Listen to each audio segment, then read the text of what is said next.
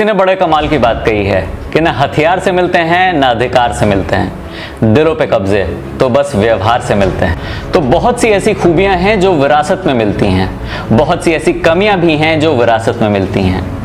सच पूछो तो इंसानियत खुद ही बनानी पड़ती है। जी हाँ, हम ऐसे दो लोगों की बात कर रहे हैं जिन्होंने 30 साल अपनी जिंदगी के लोगों की सेवा, लोगों के सम्मान और उनके उत्थान में गुजार दिए। एक बेहद ही नामचीन और famous social worker Baba Amte के घर में एक प्रकाश ने जन्म लिया। नाम भी प्रकाश रखा गया। बाबा आमटे उस वक्त लोगों में लेप्रोसी के प्रति गलत धारणाओं को सुधारने में लगे हुए थे। बचपन से ही उसने घर में ऐसा ही माहौल देखा था। लोगों के मर्म, दुख दर्द, अज्ञानता के प्रति उसके भली भांति परिचित था। गरीबों और दुखियारों के लिए कुछ करने की नीयत हमेशा से ही थी। उसके पिता बाबा आमटे महाराष्ट्र के एक जंगली आदिवासियों के बीच काम कर रहे थे, तो प्रकाश को वहां जाने का मौका मिला। उन्होंने एक ऐसी दुनिया देखी जिससे वो सहम गए, आंखों से आंसू आ गए। महाराष्ट्र के गढ़चिरौली जंगलों में गोंड जाति के आदिवासी, न रहने को घर, न पहनने को कपड़े, शिकार करके खाना, शिक्षा का स्तर बिल्कुल ही नीचे, पूर्णिमा के चांद से डरना, जंगली जानवरों का खतरा रहना। एक ऐसी आदिवासी कौम जिसे मानव सभ्यता ने हाथ तक नहीं लगाया। इनके अलग ही कानून और नियम होते थे। न ये जंगलों से बाहर जाते, न बाहर वालों को अंदर आने देते। खेती, अनाज और इसकी अहमियत से दूर दूर तक ये वाकिफ नहीं थे। प्रकाश आमटे ने MBBS कर लिया था और वो नागपुर से ही MS कर रहे थे। इस दृश्य ने उन्हें पिघला कर रख दिया। इन आदिवासियों के लिए कुछ करने की ठानी, तो पढ़ाई बीच में ही छोड़कर अपनी पत्नी मंदाकिनी आमटे को लेकर गांव हेमलक्षा पहुंच गए। आदिवासियों को कोई बाहर का आए ये पसंद न था, तो उन्होंने इन्हें भगाने की कोशिश की। तो गांव के बाहर एक झोपड़ी बना ली। बिजली और पानी तो दूर की बात, अनाज का एक दाना तक नसीब न था। कुछ दिनों तक तो जो घर से लेके आए थे उसी पे बसर किया। इनके लिए सबसे बड़ी परेशानी थी गांव वालों के नजर में अपनी जगह बनाना। आखिरकार इन दोनों को यह मौका मिल ही गया। एक रोज की बात है, कुछ गांव वाले जंगल के बाहर एक बंदर को मार रहे थे। डॉक्टर साहब ने उन्हें रोका और पूछा कि ये क्या कर रहे हो। वो दरअसल अपने रात के खाने का इंतजाम कर रहे थे। प्रकाश आमटे ने उस बंदर को बचाया और उन्हें कुछ अनाज दिया खाने को।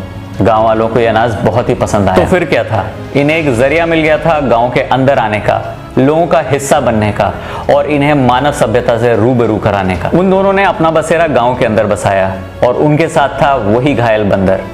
दया और वात्सल्यता से ओत प्रोत इस जोड़े ने उस बंदर की बहुत सेवा करी।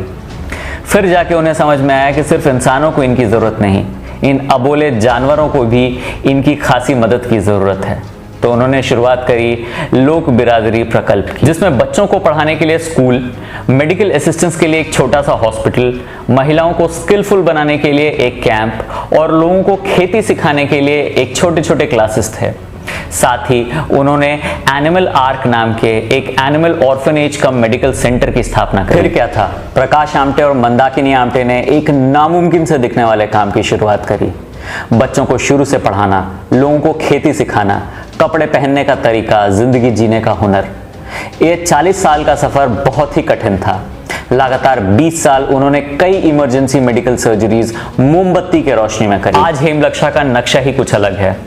आज हेमलक्षा में रोशनी जगमगाती है, खेत लहलहाते हैं। लोक बिरादरी प्रकल्प के स्कूल में करीब 600 बच्चे पढ़ रहे हैं। हर साल करीब 40,000 लोगों को मेडिकल सुविधाएं मिल रही हैं।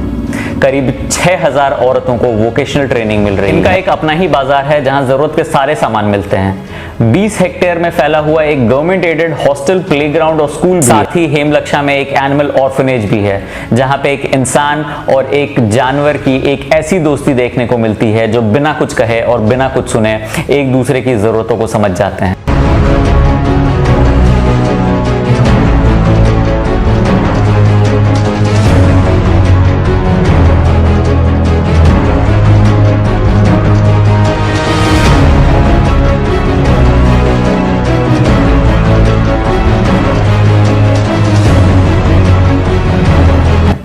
अब हेमलक्षा आबाद है। तो डॉक्टर प्रकाश आमटे की इस 40 साल की अद्भुत और अविश्वसनीय मानव सेवा को हम सलाम करते हैं। 2002 में भारत सरकार ने इन्हें पद्मश्री से नवाजा। 2008 में डॉक्टर प्रकाश आमटे और मंदाकिनी आमटे को रमन मैग्सेसे अवार्ड मिला। तो 40 साल की इनकी लोक सेवा को देखकर मैं फिर से यही कहूंगा कि कुछ ऐसा करो कि कोई ना कर सके, सालों तक क्या सदियों तक दुनिया आपको याद रखे। तो मैं लूंगा अभी आपसे विदा।